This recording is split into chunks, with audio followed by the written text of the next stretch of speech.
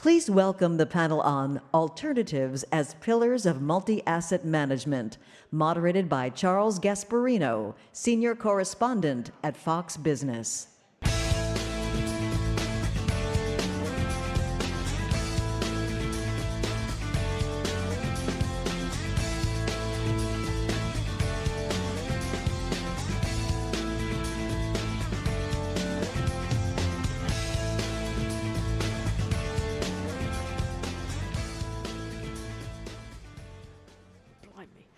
You know what this reminds me of a little bit?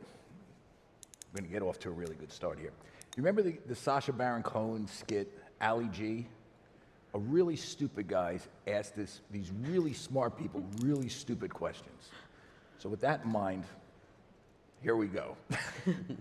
I'm only kidding. This is not going to be sketch comedy.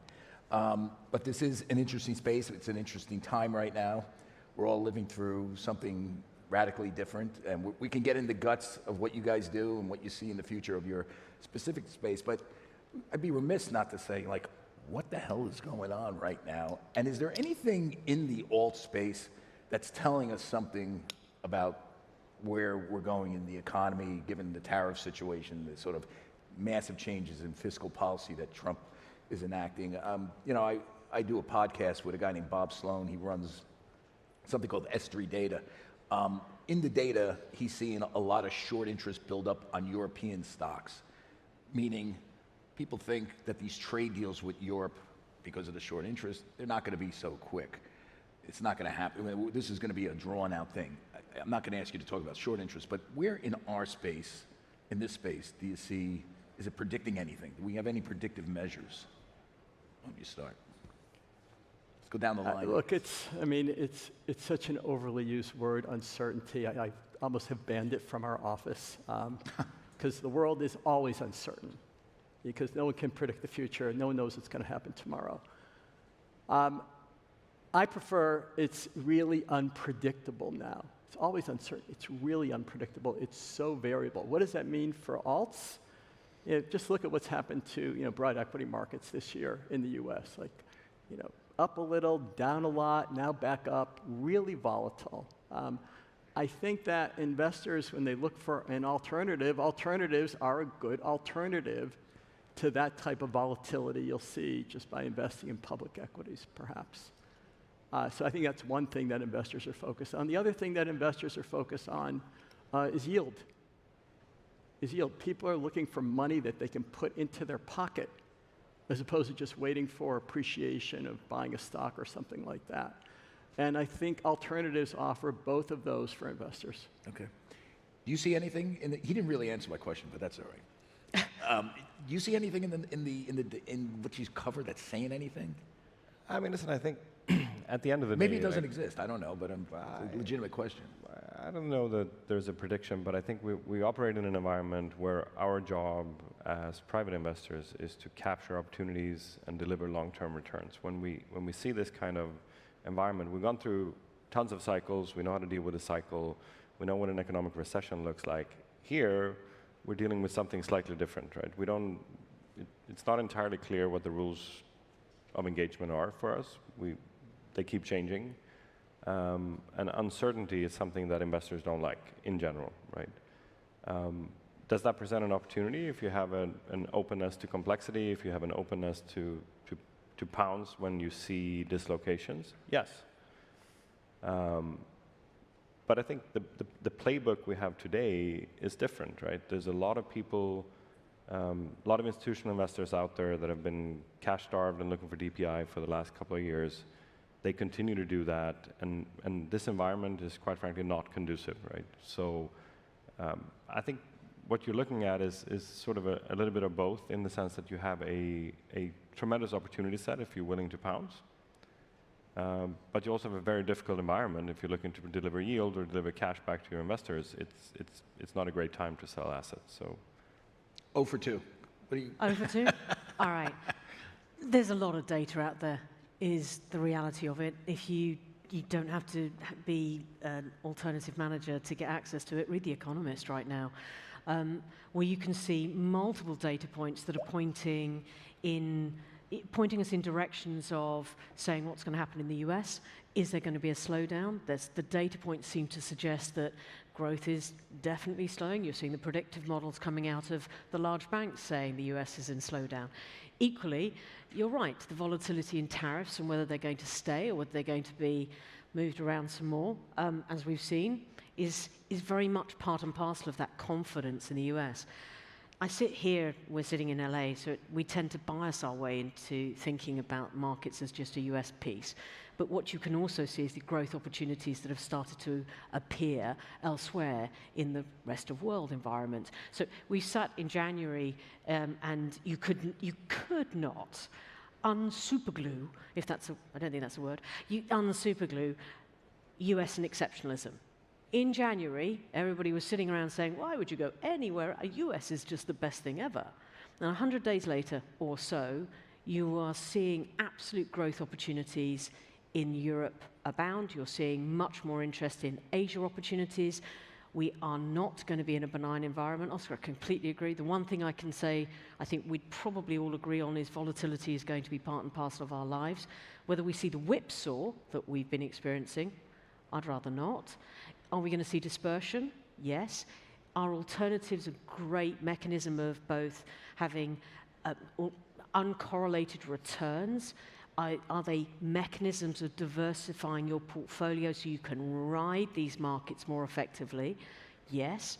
But none of us are crystal ball gazers. But are there data points out there? For sure. What are they showing us? A whole bunch of things.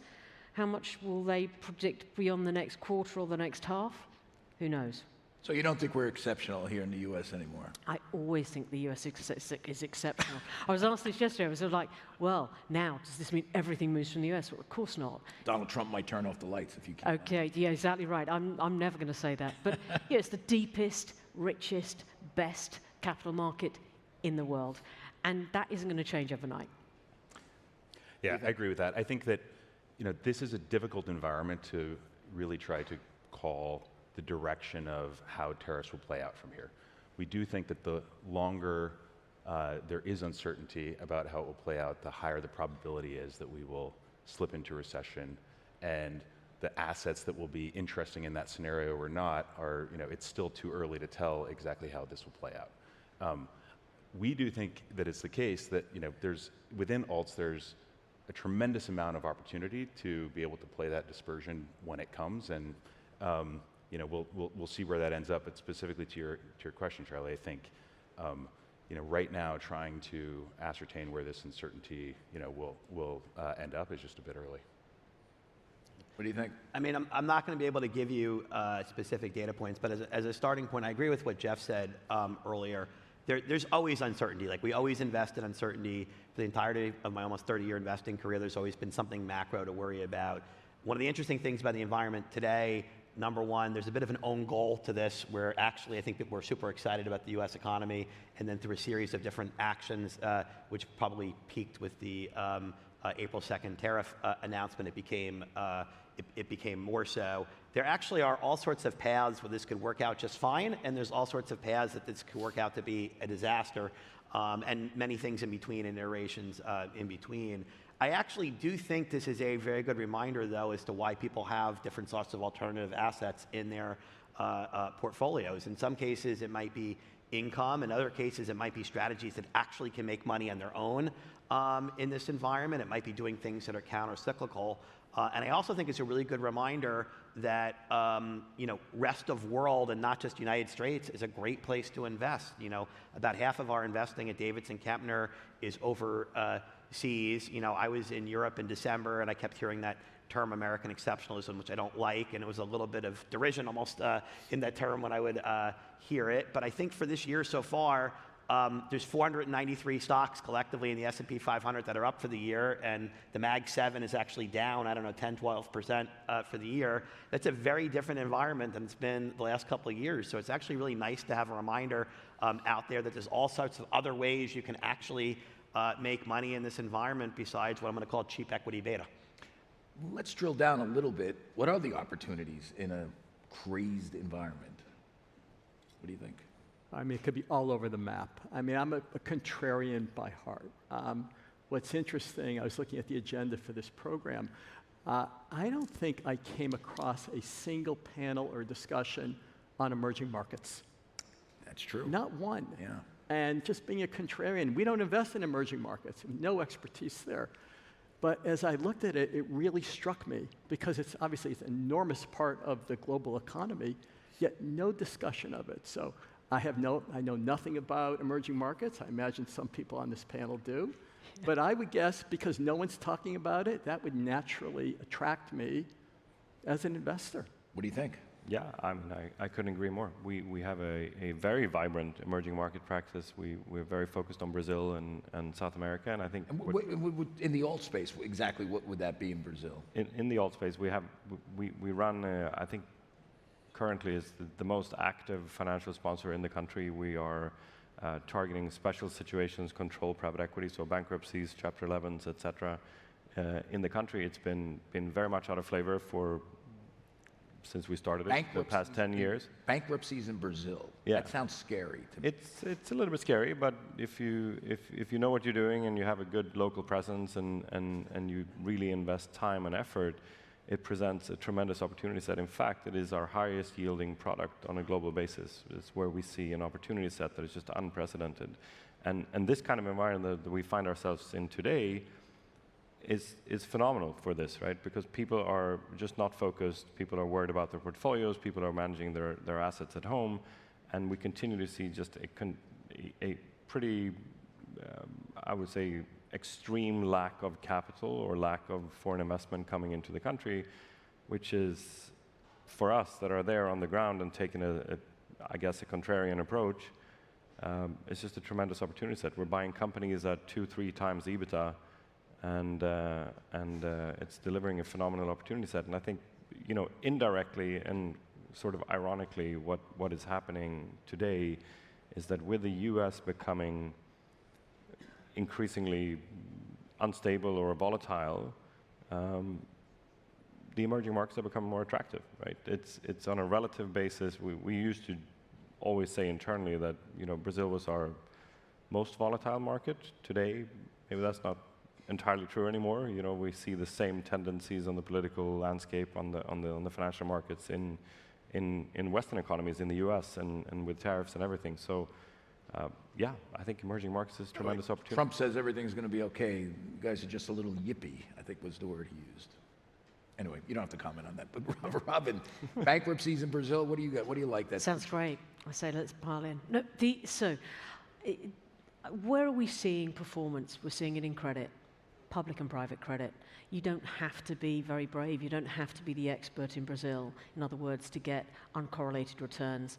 So the idiosyncratic return that you get from credit versus equity is real. And you can see that in high yield, you can see it in investment grade, but you're also hearing what people are talking about, you hear us talking about it, is the amount of dry powder that's waiting in the wings for deployment into stressed and distressed credit opportunities. And you heard through this conference, there's an excitement also in the administration here about the role of capital markets in providing funding, lending, and capital into, not just the US, but around the world. So credit's interesting. Active investment, you'll hear, this is an alts panel, you're going to hear us talk about how do you actively involved rather than be passively involved in indices. If you're an active stock picker even, right now is huge opportunities to find the fundamentals again, back into what are stocks doing, which ones do you choose But to where go would you into, see which ones those? don't. I mean, get a little... Anywhere in the world. This Give is the me an point. It's about, I think everybody on this panel, I'm going to say something bold which isn't that bold, we'll go where there's alpha. We'll go where there's outperformance. So we are less constrained by the sense of this is America or whether it's rest of the world. Most of us will go to seek out where we get outperformance because that's what we're paid to do. We come to work every day to find that outperformance. That's what alts is all about, and can be long short, it can actually be long only, it can be in private equity, it can be in private credit, it can be in public credit. The point is that what we do is we go there. So if you are looking at dispersed markets, what are we saying? What do we mean by that? I'm sure everyone in the room knows, is that some equities do well, some sectors do well, and some equities within those sectors will do well. The skill is knowing what that's about. It's not about buying just the beta of an index. And if you just think the indices are going to provide your returns right now, probably ain't going to happen. And if we look back to 2022, we found that even the 60-40 process just didn't work for you, right? Bonds didn't help you in hedging that risk. Everything operated together. So what are we seeing? What are clients talking to us about? They're talking about how they're constructing portfolios, what assets they have in it, what strategies they have in it. And that diversification and the premium for liquidity matters so that they can operate and be dynamic in thinking about capital allocation through the next few cycles. That's important. We're also seeing mechanisms, portable alpha, phrase you wouldn't have heard 18 months ago, which you are hearing now. The ability to take advantage of that alpha component in indices or in particular spaces, really valuable. How do you get more capital efficient? That's why you come to people like us. So it's not one answer, it's very unhelpfully, but it's not one answer, but it's having skilled, capable. Well, I'm sorry to dumb it down because I'm dumb, but let me just ask you guys at the end, anything specific where you're looking at where you can take advantage of this? You know, what's kind of interesting to me is the Trump agenda is America first, but because it's America first, it's actually forcing you guys to think about overseas for opportunities. I mean, it's kind of an interesting, irony there. What do you guys think about that? Well, I just echo a little bit what Robin said. I think in terms of in the alt space, what's really interesting in an environment like this, and I'm going to talk our own book for a second, but it is being at a multi-strategy hedge fund that can really dynamically allocate capital to whatever opportunities are going to rise in the uncertainty and in the volatility. So far, what we've seen is, lagging coincident indicators aren't really moving around all that much, right? The way that assets will trade from here is dependent on how the trade war and tariff situation will transpire. And that's where I think flexible capital that can dynamically allocate to whatever's most interesting is going to be able to take advantage of that. Right now, the market is mostly looking at what's happened so far, and I think this is the time where smart investors are out trying to figure out the range of outcomes that could that will occur and the paths to get there and what's priced in the markets or not. And so I think it's it's small, it's it's at a bottoms up fundamental level right now, but that's really what's interesting to us more than some of the broader trends out there.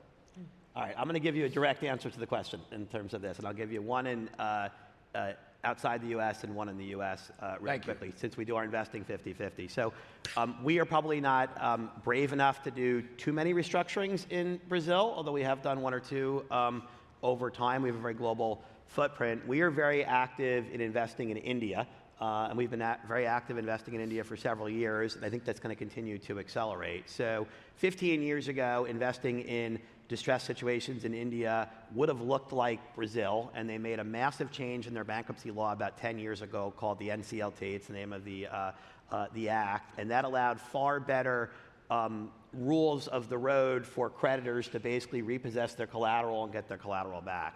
If you look at charts, there's a tremendous amount of money that has gone into India chasing equity opportunities, and rightfully so. It's one of the great growth stories of the world. I would call it at this point, a pretty mature country with where it is. There is far less capital, a tiny fraction that's gone into chasing credit opportunities, and some of that is that people got burned 15 years ago and remember it, and part of that is there's just been a bias to equity because the equity story has been so good.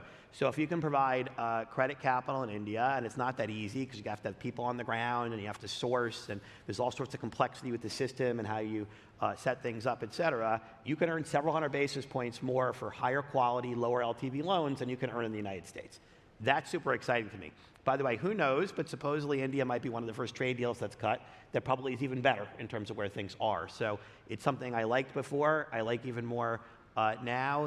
One of my truisms of investing is that capital chases returns and markets become efficient over time, and so probably eventually that opportunity several years down the road may not be as good as it is today, but it's where it is. In the US, I think it's a totally different dynamic. You've had an enormous amount of money that's poured into private credit, as it's called, which people really mean direct corporate lending by, although there's many different things that fall into that category. And you're at a point in the cycle where you've got actually quite a few companies that can't pay their debt anymore. It's called PIK in that world. It's not called liability management exercise or default. People just defer coupon. And it turns out there's a subset of these companies that people don't actually want to deal with working out. I think some of the larger ones that you've seen, people will put the time and effort into it. But I don't know, if you have a capital structure that's below $500 million and you've got a handful of lenders in it, it might make sense to kind of pass that problem along to others. So, we just put out an entire capital structure of a company where we're going to be able to operate the business, and it's a business we know well with a game plan. So this is a little bit, PE style in terms of what we're doing. I think there's going to be a ton of opportunities like that. And by the way, it's what banks traditionally did too. Banks had credit names. The names didn't work that well. They've got loss preserves. They sell them out. Folks like us restructure it. In many ways, the larger direct corporate lending firms are banks in that regard and how they operate. And they might be better off just deploying that capital into new loans where they can earn very good rates of return. If you assume that rates are going to stay in the range they are for a longer period of time, I think you're going to see a lot more of that. I think everything in the Trump tariff stuff makes that more likely, because we keep hearing, it's not all companies, but there's a subset of companies that have really slowed down right now. It's been pencils down on capital investments. Maybe it's pencils down on actually importing goods, especially if you're importing goods from countries with 100% plus tariffs to them. Like, what are you really going to do? Are you going to double or triple your price? It's not going to work too well in those categories. And so you take a huge universe of over-levered companies, and you take, at the minimum, what's going to be a hiccup in terms of where things are, feels like it's creating a lot of opportunities. I thought your India comment was interesting, because the way I look at it, India has the chance to replace China as one of the major places to invest. Do you see that country as being something where you guys should focus on in the future in terms of opportunities, alt opportunities? I think it's really hard for an investor based in New York, speaking about our own firm, to invest in India.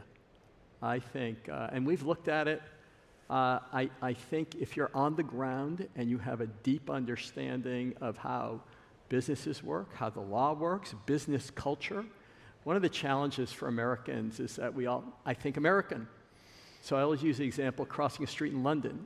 I know intellectually I have to look the other way, but I can't help it. I'm always like that, because I'm trained to look one way, even though I know I have to look the other. Plus the driver's on the other side, right? And I think it's the same investing abroad. So investing in India, I'm sure what Tony is saying is right, and that's why we're each going to have our own specific skills. I bet there is an opportunity. Would it be for us trying to do it from Park Avenue? Probably not. I think we get our heads handed to us. You going to travel to India soon? I think not, probably. If you think, if you step back a little bit and you say, what is alternative asset management? What are we paid to do? We're paid to understand risks and generate alpha around them, right? So when we think about what we do, we try to embrace some level of complexity as an enabler for alpha, but it needs to be complexity and risk that we understand and can price. Sitting at a 10,000-foot level and go like, India looks interesting, it's not really what we do, right? We have no edge in India. Could we build one over time? Possibly, but we try to stay focused on what we've been tasked to do for our investors, which is to generate, excess return for the risk we're taking. We have an ability to do that in Europe, we have an ability to do that in the US, and we have an ability, for a variety of strange reasons, in Brazil. We have a big local team on the ground, and You like Carnival, I assume. Huh? You like Carnival, that's why you have opportunities. That's right. Okay. That was the reason. But listen, that's what we do, right? So we seek out complexities and risks that we understand, that we can price better than the next guy. And as such, I think in this environment, to some extent, managing complexity and risk is the new alpha, right? We have to generate a little bit of money on the buy when we acquire an asset, and then grow it from there. That with a private equity kind of control lens, right? That is, at the end of the day, what we do. So I think we're very, very careful expanding that to different geographies where the regulatory framework is different, the legal system is different, the players are different. You really, really, really need to understand the market you're in to be able to do that consistently. You may get a home run every once in a while, but you need to, at the end of the day, over time, consistently and replicable returns is what alternatives are about, right? And I think, yeah, so no, I don't think Okay, we're you're not going going to India. Robin, how about you? What they kind of said. I think I won't repeat it. It's absolutely the risk management piece. India is complex. There's no doubt that there are investable opportunities in it in a trading sense, but its own regulatory and state environment is not without its complexity. Let's be clear, Europe itself is hard. If you're in credit in Europe, every single country, it's not like having a Chapter 9 and Chapter 11 structure. That complexity is deep enough. You need to be on the ground and understand what it is. Bankruptcy law in France, which is different from Italy, which is different from Germany, and so on and so forth. There are enough complexities that exist within the world that we already know, but we'll chase the right alpha from the right places against the right risk reward, and that's the critical piece. India for us, tradable, but not something we're going to spend a lot of time on. What do you think? I mean, I agree with what Jeff said. I also look both ways and multiple times when I'm in London and just can't train myself to do otherwise. But I also think that it is imperative that you have boots on the ground and you understand what's happening in local markets. For all that's been said, we have quite a large presence in India, and we think the market is very attractive. We think internationally right now markets are very attractive, but it still is the case that the U.S., particularly in equities, is just a very large and deep market, and I don't think that is going away anytime soon. And I think if one really wants to be able to allocate to the trends over a longer time period, we're talking a lot right now in this panel about what's happening, in the coming weeks and months, but over long time periods, the innovation and growth that's happening in trends like AI are going to be, things that will be happening predominantly in U.S. markets, and that one will want exposure to. Do you have boots on the ground in India, by the way? We do. I mean, so I agree with the general statement that if you're going to invest in these geographies, whether it's India or Europe, quite frankly, where I agree with Robin's comment that literally every country is different in terms of the rules of how it works, we have boots on ground in all of them, right? And so I'm going to use a baseball analogy. I know we've got an international crowd here, so bear with me. One of the best baseball players of the 19th century was a guy named Wee Willie Keeler, who ultimately went to the Hall of Fame, and his saying was, hit them where they ain't, right? And so the reality is that sometimes you do need to do things a little bit different. Like, so for example, we wouldn't have the resources to invest in Brazil in the way that Oscar has, and I'm sure they've built a great franchise there over a long period of time.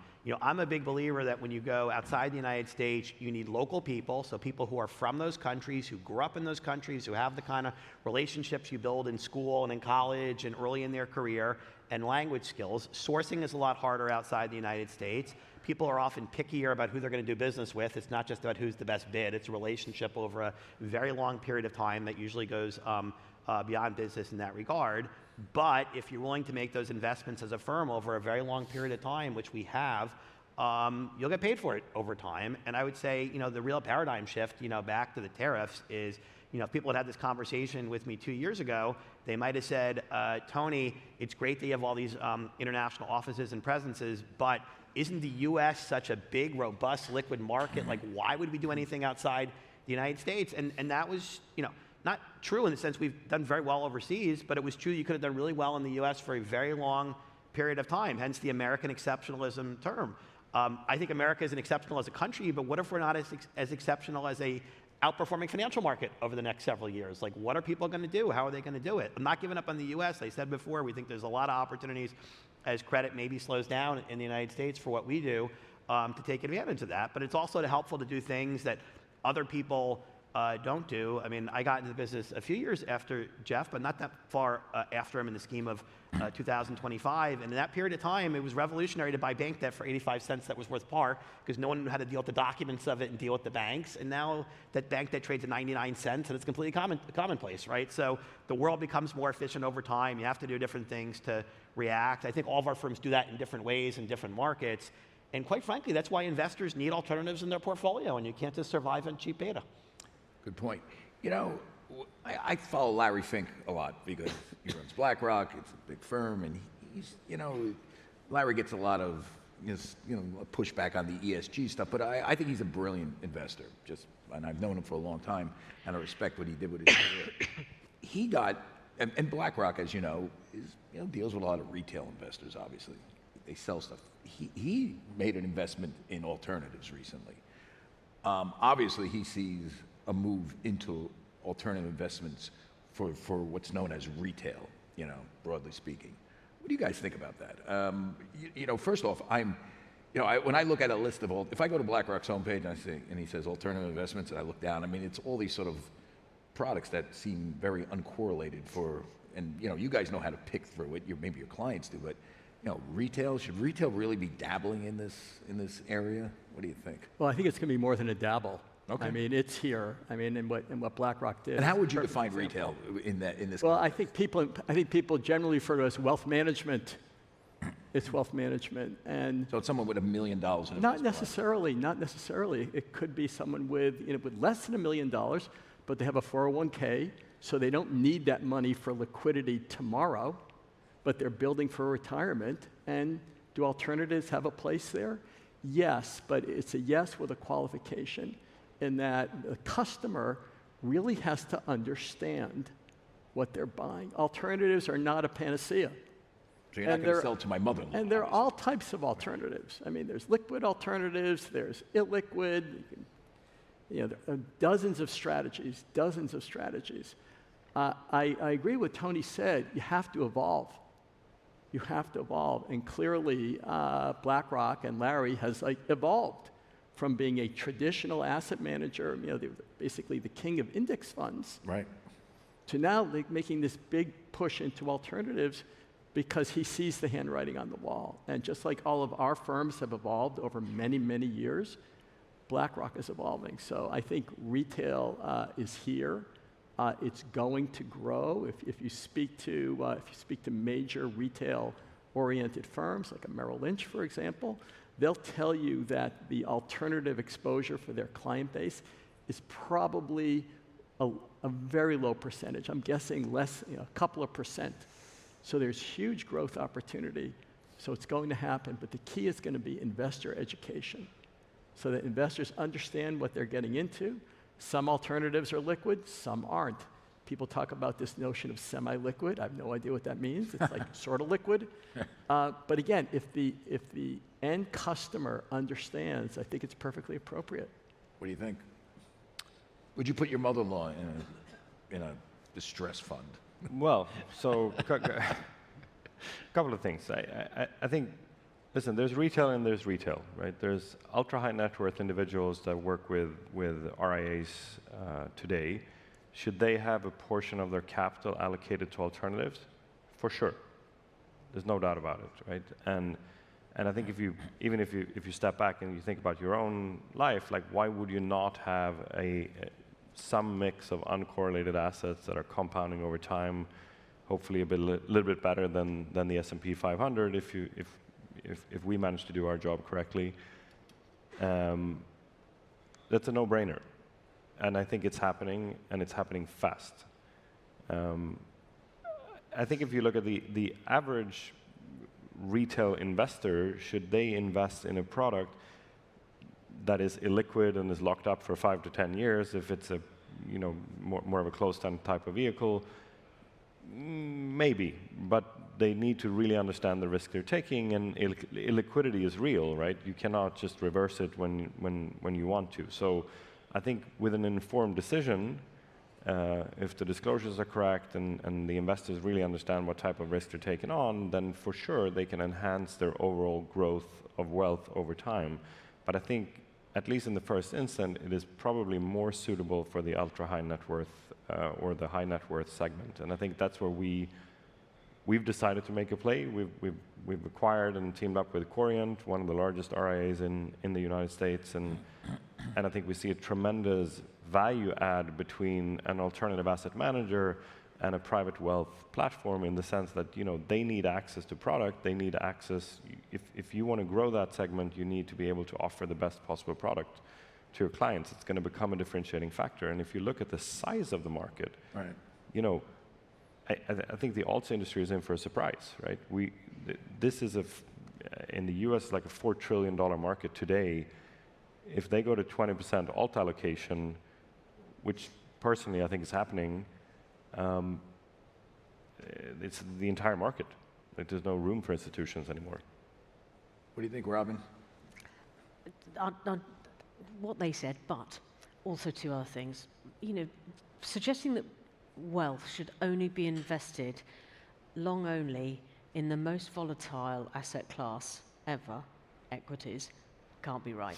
Second thing, the very people, the institutions that we all support are the pension plans, annuities, sovereign wealths, endowments, who are representing those same very retail people. So to suggest that they shouldn't have some access into diversifying their portfolio, especially as our governments have walked away Can't globally. they just buy municipal bonds? Well, they could, but it wouldn't diversify their portfolio in the way that is riding these markets and potentially gives them the outperformance they need for their retirement or indeed for their savings.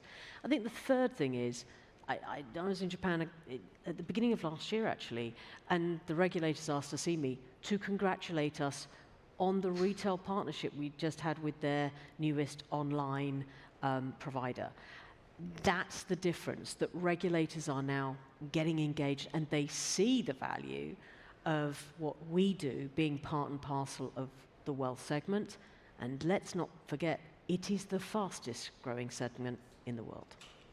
Yeah, I think we're saying different versions of the same thing, but the notion that that we take a 60-40 portfolio and make it a 50-30-20 or whatever has been suggested by Larry out there is, I think the principle is sound, but I also think it's the case that within alts, in the categories where there's the highest alpha generation, there tends to be fairly limited capacity or no capacity for the next investor. And as you go down the path, right, you have to ensure, as if we push into this, that the liquidity is right, that we're not just dressing up, levering up beta, that we're not just hiding volatility, and the fee structures are all right. And I think the devil will be in the details as we push into that. I think some of the largest institutions out there will probably do a reasonable job of delivering good product to that retail investor, but that will be the danger. Tony, what do you think? I just want to say that I've covered this space a long time. I've covered regular investing. I covered the financial crisis and the dot-com bubble. And I remember one of the things that came out of the dot-com bubble was all these lawsuits against the major Wall Street firms. It led to major investigations by Elliot Spitzer. That's how he cut his teeth, basically cracking down on what he believed were the excesses of selling retail into these dot-com companies where retail didn't understand what they were buying, and literally they were buying stocks. Doesn't this have the sort of potential to be a gold mine for the plaintiff bar at some point if we go there in a major way? Well, I would just clarify maybe a couple of things that riffing off of what some of the other folks have said. Part of it is how do you define high net worth, and part of it is how do you define alternatives. And the goal is that people do need to be in products that they understand both the risks in and the liquidity in, because the liquidity is often advertised one way, but it's actually a very different way. The liquidity actually requires someone to want to come in for you to get out, right, in many of these interval fund products. So on the first one, look, there's been two really hard times in the last 5 years on the 65-35 model. Like, COVID was really hard in that model, and 2022 might have been the worst year for that model, like in very recent history, last 40 or 50 years. If you had a dollop of alternatives in your portfolio in either of those two cycles, you would have been much better off versus where things are. So I think that's generally a positive thing, and as a general matter, I'm in favor of democratizing these asset classes. On the other hand, if I look at some of the products that are advertised as being alternatives, and maybe I'll view a product with just bank loans in it as an example that happen to be private bank loans, is that really alternative? It's a giant, trillion-dollar market, multi-trillion-dollar market if you include the syndicated part where it goes back and forth. Isn't that just beta, right? Like, you might buy that product because you like the manager better, or you think they're going to do a better job making the loans. But fundamentally, it's the same stuff that you can buy in an ETF or buy through a closed-end fund. And historically, those closed-end funds traded at 10 to 15% discounts to NAV. Now this stuff trades at par or modest premiums to NAV. In an environment where people calm down on bank loans for whatever reasons, like, why is it not going to go back to the 10 to 15% discount, right? Is that being advertised? If you have that, you'll have a run on the bank for people who want to get out of these vehicles where they're being advertised liquidity. And so as long as people know in advance what they're getting into, like, that's totally fine. I have no way of knowing whether people know in advance or not. I will say that for RIAs who are probably managing accounts that are more like $10 to $20 million and up, I think many of them have been in alternatives for a very long time. Their clients are incredibly sophisticated, and people probably do know what they're getting into. But when you're talking about someone who barely meets the accredited investor test, where they're putting $5,000 into a fund, just, I don't know. I mean, it's, probably in some cases yes, some cases no, right? So it's a little bit harder to know the answer to those things. In general, though, I think that offering consumers more products is a good thing, and people, ultimately they or their RIAs will be the judge. I mean, we do have a problem in our financial system in both the U.S. and Europe. We have half the number of CUSIPs in the U.S. public markets today that we had 25 years ago. There's not a lot of choice out there in public markets. No, and there's much less research on these the sort of maybe the bottom half of that stock distribution than you had previously. And we want to make sure that high net worth, but maybe ultra high net worth investors have access to things besides the Mag 7 in terms of what they're investing in. So I think the idea of this is generally good. Look, it wouldn't surprise me the way a lot of these things go. You have a big rush in, you have a little bit of a shakeout, markets mature. I mean, I do think some of the product innovation has been really good. You can like or not like interval funds for real estate. There's obviously a big mismatch in what's in those products versus the liquidity. On the other hand, the products are demonstrably better than what private REITs were 10 years ago. They're much, much better in terms of how they're managed, what's in the portfolios, et cetera. So I do think ultimately the retail investor will win here, and this is going to continue to go on. It just may take a little while. Well, you don't have to worry because they sue the broker, not you guys, just so you know. Well, no, that's going to happen. And just before we get into, I know you want to chime in here. I'm ordered to remind the audience to submit questions via the QR code. And we're going to break for questions in about 10 minutes. But go ahead. I'm sorry. So I think we all have to be careful what we wish for. I think retail is that's a panacea.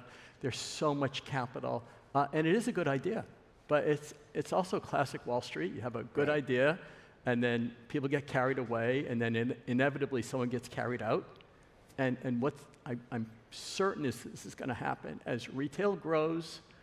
Despite the fact that the right way to do it, you have to educate people. Even if you cross every T, dot every I, and people are educated, if something then goes wrong with the investment, someone's going to be blamed. Yeah. And the regulatory response, the political response may be sharp. That hasn't happened yet because it's brand new, but that's a real watch out for the entire industry down the road. The media response, too. Mm-hmm. Where, I've been there. Again, when I look at all the various things that are considered alts, and, I'm kind of just a dumb reporter, I do see crypto on there. What do you guys think about crypto? Should it be part of this universe? I mean, is there any relationship to it as, I see no coherence between distressed debt or private equity and crypto, but it's there. Larry Fink offers it. He's big on it now. What do you guys think? I guess we'll start with you, because you did have some comments about, you and I agree that it's a little fugazi, right? Look, we don't invest in crypto. Again, you haven't seen, if you look at the agenda at this conference, zero about crypto. Zero. I went to another conference down the block, by the way, where it's all crypto. Okay, so there's none of it here. Is that an alternative? I really don't think so. That's the same thing as saying, is gold an alternative? Oh, is gold an alternative investment? It is, isn't it? I don't know if it paintings is. Aren't paintings alternatives? I suppose if you could stretch the definition. Baseball to anything, cards? You could stretch the definition to anything, old record albums for that matter. But I don't know. I mean, we don't invest in it because we don't know how to value it. Same way we don't invest in gold. I don't know how to value it. So it's just not part of something that we would look at. Are there any crypto bros here or gals? I think if you're looking to democratize access to alts in general, allocating to high volatility, high momentum strategies is probably not the best way to start addressing some of the concerns that I think this group has raised. The only thing I'd say is, and I'm not a crypto bro, but it is something that's interesting, I think, at the institutional level, some versioning of seeing whether there's in the cryptocurrencies that you are seeing, is it a currency, is it an asset, that stuff. What is interesting about what we're talking about is when we think about investing in alternatives and in funds or in separate managed accounts or whatever it is, getting retail to do that is really hard, and it should be. It's appropriate. We've talked about the risks and all of the stuff that goes along with that, and the regulation and the risk of being sued. But if you want to open a crypto account, you can do it in 3 clicks on your telephone. And there's something quite interesting about that as a difference in where we sit in the world. So I'm interested in where those lawsuits are going to come, or what happens in that space, because my 21-year-old can open a crypto account way easier than he can open his Chase account. So Tony, do you have a Melania NFT? I'm sorry, which? A Melania NFT. No, Trump and Melania both have NFTs out there. I was going to say, I wouldn't even know how to buy one in terms of what it is. I mean, look, I don't want to hate on crypto, because I know it's got its fans, and there's a big conference that's kind of piggybacked. Watch out, they're passionate people. To do this, but look, I mean, Bitcoin is worth what someone will pay for it. That's been very high amounts for at this point a reasonably long period of time. At least gold is pretty good. Industrial and jewelry uses to it. I think just like we've left Brazil to others, we're going to largely leave crypto to others as well. We're not trying to be all things to all people. But I agree with Edwin. I mean, absolutely should not one be considered an alternative asset. I mean, maybe it's an alternative asset along the lines of things like artwork or baseball cards, like you're saying, but it's not an alternative asset like owning income-producing, fill-in-the-blank equities or debt or whatever it is, where you're going to provide a ballast and stability and uncorrelated returns to people's portfolios. It's just a very different thing. So you're the expert in Brazil. I believe they use a lot of crypto in Brazil, right? I mean, so there's one thing wrong with crypto, and it's the word currency. To me, right? If you drop the word currency and you say we're going to invest in crypto or speculate in crypto, and we think it's going to go up in value, great, do your thing. We don't do that, but there's nothing wrong with it intrinsically. I think the second thing to understand, I think Warren Buffett once said that, listen, a lot of people think they're investing when in reality they're speculating, and I think crypto is a perfect example of that, right? I mean, it doesn't have an intrinsic value other than the perceived rarity of the created commodity, right? And the bet is that someone else is going to pay more for it. That to me is speculating, not investing.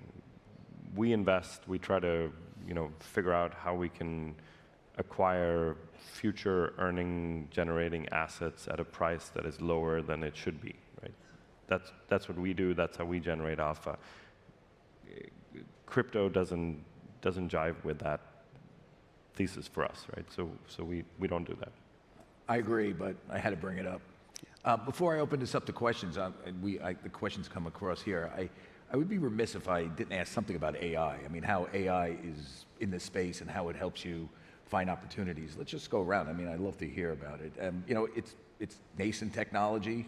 Are you guys investing in AI in a major way? We're not investing in AI businesses, but we are. I mean, investing it as a technological. Well, we are. We use it from 2 perspectives. Okay. One, in terms of we have an asset management business.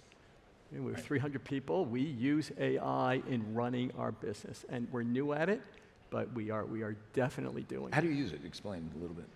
In terms of analyzing financial reports, things like that. It's better than a human. Well, I don't know if it's better than a human because it's new, but it's certainly fast.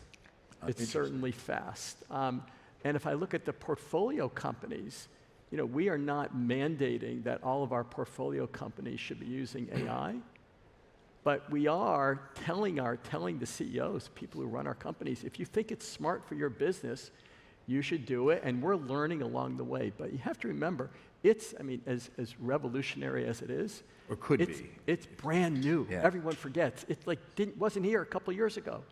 It's brand new, and when you play around with it, even if you're an amateur, I make a point. I try to use it daily, trying to get more comfortable with it. It's all in the prompt and how we ask the questions. Younger people at our firm use it all the time in analyzing large data sets. Myself, less so, but it's real, it's important, and from a portfolio company perspective, different CEOs are using it differently, and it's just going to continue to grow. OpenAI said I had a big mouth, just so you know. it's accurate from that standpoint. What do you think about? I would say I love AI personally. Well, how do you use it? I think there are three uses Okay. for me. One is all of a sudden you have some kind of thought partner in your AirPods all the time that you can debate things with and get data very, very fast. The second one is when you want to get to the 80-20 kind of research piece and just understand what is the average consumption of sustainable aviation fuel in each European country over the last 5 years, it gives you the 80-20 answer in 10 seconds, and we used to have to spend 4 weeks with McKinsey and $500,000 to figure that out. Today, you can get the directional answer super fast. That's incredibly powerful, right? And the third one, which I think is the most overlooked one for asset controllers like us, is that we can work in the portfolio companies with the use case of AI, not investing in AI, but using AI as an enabler of value creation for us. And it can be in the most,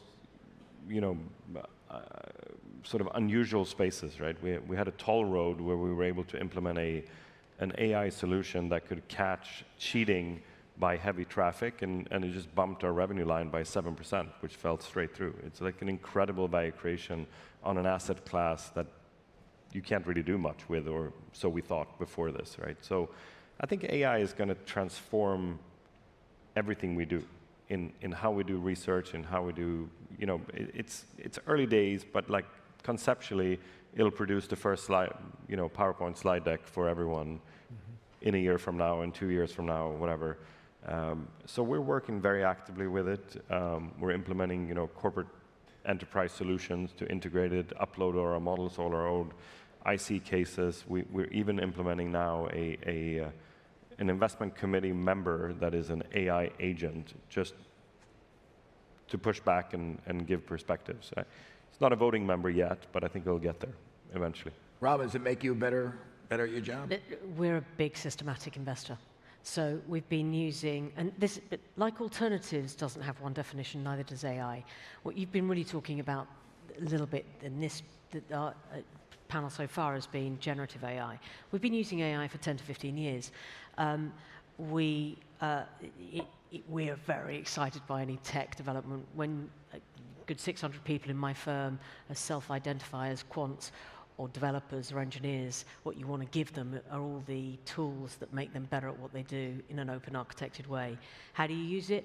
Use it through your organization in every single part, whether we use it in machine learning models for execution, so that we have execution models that are directly maximizing and capturing the alpha and keeping that alpha across that systematic capability, whether it's co-piloting coding, whether it's agent AI, where we can put thoughts into listen, I want to trade these commodities, agricultural commodities, through this time with these particular stresses, and that agent comes back and says, I will also adapt for seasonality. That's what generative AI is doing. It is being able to drive large language models. So instead of taking weeks and weeks to look at data, which have got thousands and thousands, hundreds of thousands of rows of information, you can do it in seconds. So. And it's good? It works? It's really good. I think the skill of these things, it's a bit like, we went from abacus to calculator, and we all think about calculators. There was a time, I don't know whether you remember this, where we didn't have phones in our pockets that could do everything that it does. These are tools, and the skill of them is putting them in the hands of people who really know what they can do, and also know the limitations of what they can do. What do you guys think? Like it? We've been using machine learning techniques for several years as a systematic and discretionary firm, and the techniques are becoming sufficiently advanced, and the compute power is growing substantially, and so we're investing substantially in our data center growth and in ways to drive power and cooling to support that compute load. I think on the generative AI side, fundamentally at the end of the day, we're all researchers, and our scarce resource is time. And what AI is enabling us to do right now is dramatically increase the velocity of that research process, which is quite exciting. So far, that's, we have 3,000 individuals who work at our firm. Our headcount continues to be up and to the right, as is our technology spend, but our productivity is also just, incredibly enhanced. And I think that's the runway we're looking at for the next few years. Yeah, I would separate out the investing side from sort of the firm management side. I mean, on the investing side, We certainly have a number of more liquid positions where how the companies are able to sell their AI things in different sorts will impact how the investment does. We also have a pretty active business, which we've had for many years, in developing data centers. And so you still have a number of data centers that are really cloud only, but if you've got a data center that's got AI applications, we've got a couple of those in Europe. It goes off the charts in terms of what the valuation is. And so we've really been able to benefit from this trend on the investing program of Davidson Kempner.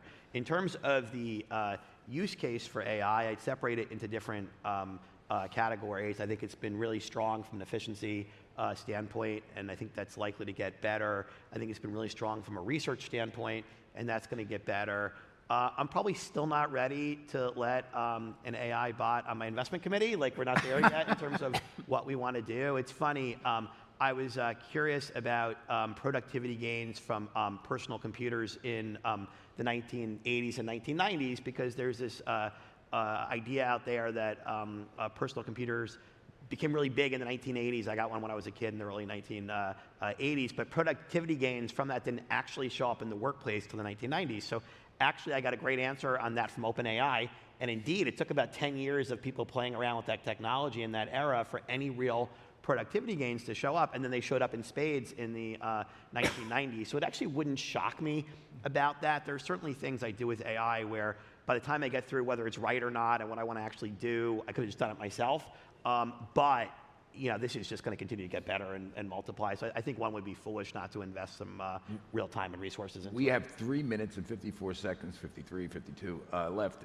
I'm glad to let you guys speak because I didn't want to break. I wanted the audience to get your words of wisdom in there and not hear too much from me. But we do have a couple of questions. And I would just ask you to be kind of quick with the answers. And this kind of, of all these, this kind of, in my view, kind of distilled it. Any views on liquidity risk in private credit, especially if we go into a recession? Anybody have a quick? Oh, we need an hour. Yeah, it's private credit, so it is not terribly liquid. Is there a problem right now? I keep reading I don't Bloomberg think stories it's about. a problem. It's a problem. The issue is it's an opaque market. It's private. So you really don't know what lurks behind the curtain. Tony mentioned the use of PIK features, and that so many private loans are now employing PIK features.